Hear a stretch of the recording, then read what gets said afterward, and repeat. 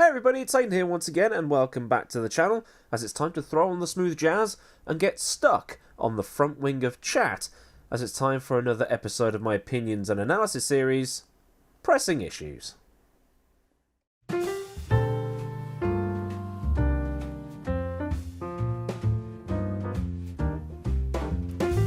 Now, unlike Storytime, which is told as it happened, this is the part where I look at things and give an opinion on them, while at the same time encouraging some interaction from you, the viewers.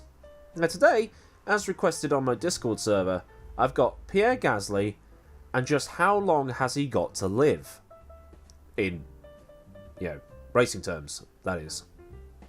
Now during the German Grand Prix, GASLY smashed up the car in practice, and then proceeded to hit Toro Rosso driver Alex Albon, and got stuck on his front wing, and ended up in part of the circuit I never knew existed.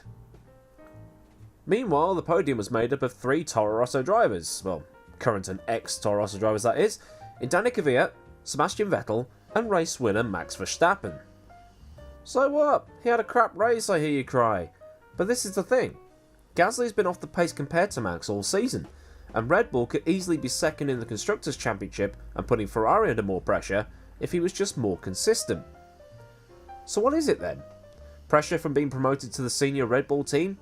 Or is it pressure of having to match up to Red Bull's golden boy Max Verstappen? Because let's face it, Red Bull has its favourite child. First it was Vettel, then it was Ricciardo, and now it's Verstappen. GASLY is in a car capable of podiums and being near the front, but the amount of points he's accumulated are near the mid-pack. Carlos Sainz is not far behind him in an inferior McLaren. The results say that maybe it should have been ex-Red Bull Junior Carlos Sainz in that car, rather than GASLY. Now from statistics gathered by the Telegraph, GASLY has only beaten Max in qualifying once over the course of the first half of the season, and that was because of bad strategy calls in China, I believe it was. Since Canada, he has been at least half a second off the Dutchman and has never been within 3/10 of him. In Austria, Verstappen won the race, while Pierre started 9th behind the 2 Alphas, a McLaren and a Haas, and then Max lapped his own teammate in the race. But he did nab 4th at Silverstone and finished ahead of his prodigious teammate. After Vettel punted him off the road, it has to be said. The cars had a James Bond tribute for that race, but GASLY appears to be less Bond and more Johnny English. At the German Grand Prix though, usual service resumed. 4th on the grid, but helped by the 2 Ferraris having a calamitous qualifying session, but still 4/10 off Verstappen, who went on to win the race. So what should happen then? Should Red Bull bin him off and replace him with one of the Toro Rosso drivers? Helmut Marko has said in various reports that GASLY's seat is safe, at least until the end of the season. But with Danny Kvyat and Alex Albon both having decent seasons given the equipment they've got, GASLY will either need to evolve into Horta and Gengar sooner rather than later, and then spend the rest of the season looking over his shoulder. Because at this rate, it looks like Kvyat might be getting his seat back. And everybody was saying that Kvyat only had that seat to keep it warm for Dan Ticktum, but it looks like that Ticktum's career has committed seppuku on itself. He's currently 16th in the Japanese Super Formula Series after finishing 2nd in F3 last year. So given how cutthroat the Red Bull driver program is, I'm surprised that GASLY hasn't been publicly given a final warning on performance. Some will say that Max is just too good, but the car is good enough for wins and podiums. So why isn't GASLY making the most out of it? Now from looking at the analysis from the F1 website, it seemed that Verstappen was manipulating the front of the car in a different way to the Frenchman. Verstappen seems to have a lot more confidence in the front end of the car, but GASLY's steering inputs are a lot harsher, as if he's trying to generate extra heat in the front tyres for more grip. By comparison, Max's car through turn 16 at Hockenheim looks so much more stable than GASLY's. Max was able to pitch the car in with the precision needed to get the rotation, but without it getting outside of an operating window.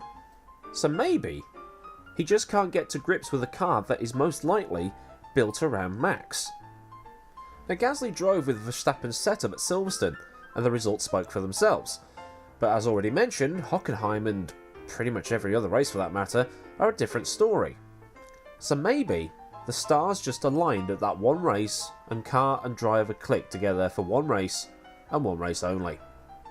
But he still remains optimistic, in that he feels he's getting along better with the car and that as upgrades come, performances might get better.